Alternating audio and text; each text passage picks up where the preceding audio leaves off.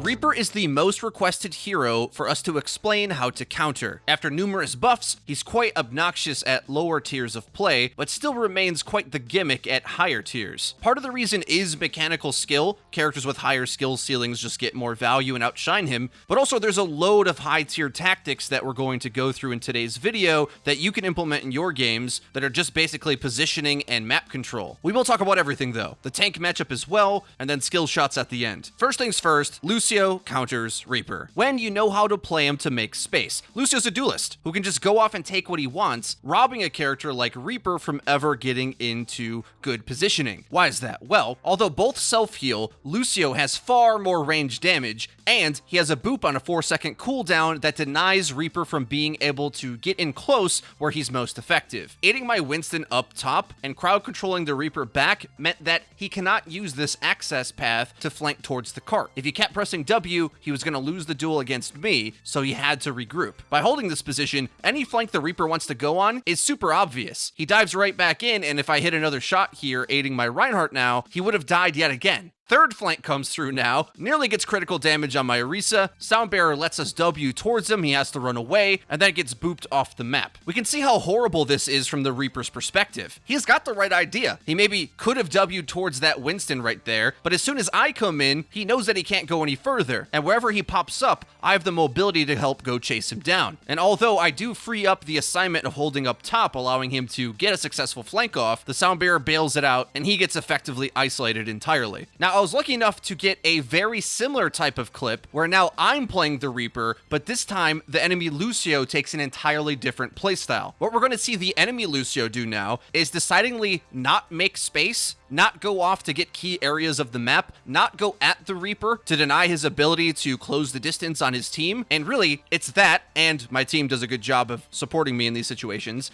that allows my Reaper pick to work at a rank where it's not supposed to, right? Because the enemy Lucio doesn't take any high ground here at all, the entire enemy team is on the back foot. They have no ground to work from. We're allowed to establish the high ground, launch an engagement from up top, throw our resources at the fight, and the enemy's always fighting on the back foot with no space to operate from. You can just see from their perspective, on this defensive third, none of the enemy have any idea where we're coming from. They're essentially waiting for us to come attack them, and although that might be able to work if you have enough stuns or close range punish abilities, but if you don't, you will be desperately left wanting if your Lucio doesn't deny space from the Reaper. Think of it like this, and this goes for all support play in general, by the way. You always want to be able to heal your team when they take damage, but supports are very powerful in Overwatch and sometimes are the best bet in certain duels, if not to outright win them, at the very least to neutralize them. If the enemy is taking a character like Reaper, he does no damage until he gets in on your team. So your goal as Lucio isn't necessarily to heal the damage you let him do. You can instead zone him out as Lucio to deny damage he intends on doing. That's far better than healing your team, is making the space that denies the enemy the ability to deal damage. Now I'll admit, this isn't the easiest thing to do. You have to be mechanically good with Lucio to execute this playstyle, but I don't think it's as hard as you might think. Reaper is not a threat when he's at medium range, so you have the time to carefully land your shots, and as well, don't rush your boop until he actually starts to close the distance. Once you boop him back, he is so useless that it's almost like you put him to sleep or killed him for a few seconds until he gets back into close range again.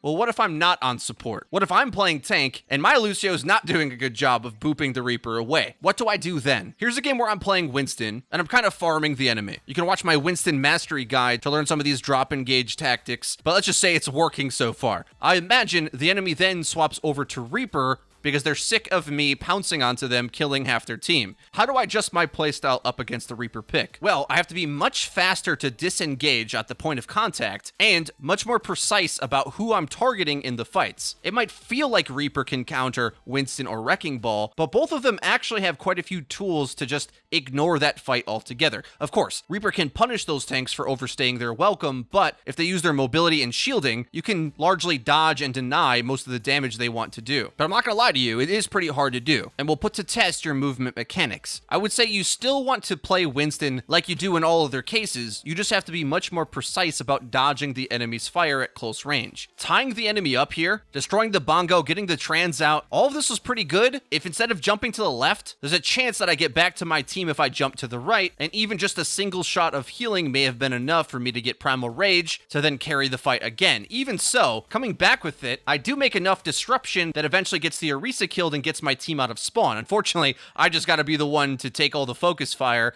and eventually die, but keeping the enemy's damage at bay, booping the Reaper back continuously, meant that he really couldn't do damage in the time window that he needed to, and then with their main tank going down and no shield, trickling in with respawns makes getting kills rather easy. So unfortunately, it is a bit of a situation where there's only so much that you can do. Just remember that your win condition as the mobility tanks is to harass, disrupt, and delay how long it takes for Reaper to get into position. So those are the tactics that make Reaper fairly ineffective at higher ranks. Why then does he so commonly terrorize lower ones? From reviewing our viewers' gameplay, I've noticed two common mistakes. Tank players, if Reaper is close to you, you must run away. This sounds silly, but so many tank players seem to not know this. It does not matter where you think you're supposed to set up the front line. If Reaper's in on you, he's won the footsie battle and it's time to run away, just about no matter what ground it gives up. Remember, Reaper's shotguns are more effective against you, giving him more pellets to land, meaning he's even harder to kill. Almost no tank can 1v1 him reliably without a massive outplay. The best you can hope for as a tank is sustain long enough to buy time for the rest of your team to land abilities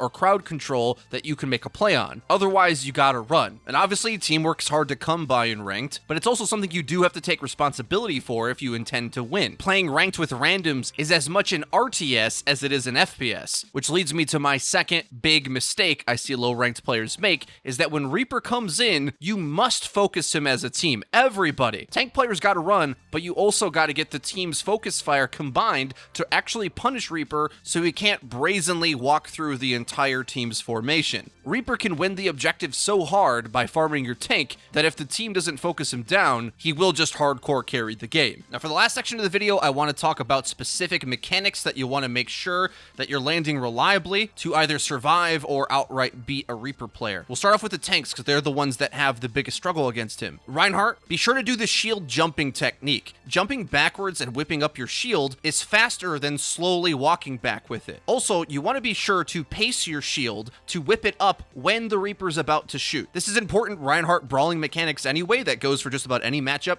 It's just that Reaper is more punishing because he heals himself and does so much damage to you. And remember that, tank players. Blocking out his damage with a barrier is super important because if you feed your face into him, he might out-heal your DPS's damage. However, despite that point, I still think as Rein, you're going to want to throw in some hammer swings in between his shots because the 75 burst damage can help your teammate put him down with a combination of focus fire. And remember, Rein's hammer CCs him a bit as well. And as long as you have armor health, you're actually pretty strong against him. For Winston, be sure that you drop your bubble mid-air as you're falling and use your mid-air control to try to fall near the edge of it. Once you're at the edge, get down to your shield dancing to wiggle on either side of the shield, playing keep away and forcing the Reaper to go ring around the rosy with you, trying to have the shield block the majority of the shots. You can afford for a couple to land to your face before your jump cooldown comes back, then you gotta jump the heck out of there. Hopefully by that time you're able to farm up Primal Rage or focus down an important squishy, but if you feel that or your Primal Rages aren't having enough impact, at that point you have to kind of consider swapping or work on improving your Winston mechanics so that the matchup isn't as severe for you.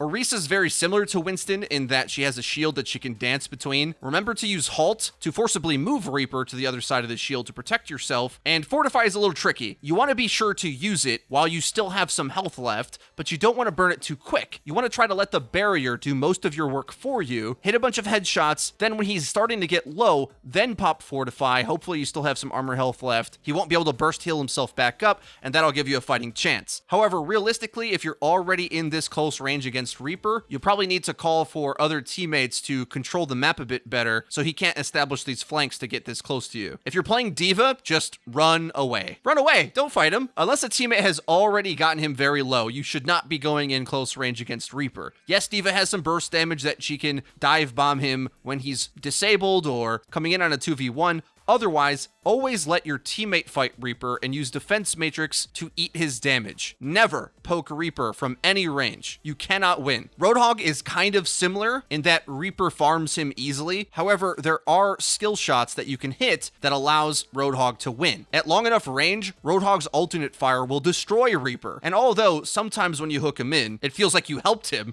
close the distance on you so you can farm up your face, it is possible to get a one-shot kill on Reaper. But it'll take some practice to know how targets land depending on the area of the map you're standing on and how the hook comes in for you to be sure if that's a good idea or not. The easiest answer, however, is to hit Reaper with a ranged fire first, get him a little low so that when you pull him in, he only has a bit under 200 HP, which will be easy for you to do the one-shot kill combo afterwards. Now that's it for the tank tips. The last section are heroes that take a bit more skill and are kind of the cornerstones to why he'll never really be a top level pick because these other heroes do so well against him. Ana, queen of the ranked meta. As an Ana player, you should feel fully capable of just destroying everything Reaper wants to do, much like Lucio, but this time with skill shots. He's a big target, so you can go for a sleep on him, and at worst, that'll force out his Wraith form. At best, you can call for your team to help you set up for a one-hit kill. Just make sure that you only use nade after he's used Wraith, which may mean you have to pressure him down at medium range before he closes the distance, or you might be in for some hurt. This means you have to be sure not to lose the movement battle too badly. Helps if your Lucio player aids in this regard, but you'll want to be sure to be able to hit shots while running away from him. Then if he gains on you, hopefully he can't do enough damage before you need to nade yourself, and he's got a Wraith first. That's ideal. McCree is basically the same type of matchup as Ana, where you want to hit enough ranged shots to force his Wraith out, because if you only rely on using stun, good Reaper players are going to be able to hit shift to dodge it, and then he has a major advantage on you in close range with very forgivable shotguns. Genji is kind of a similar hero like Lucio, he just doesn't heal himself. The medium range poke will be better than Reaper's is, and when he's low, Genji can come in for a dash to finish him off. Reflect also can punish Death Blossom, but keep in mind, Reaper is low-key one of the best damage characters up against Dragonblade because he escapes like a magician for 3 seconds.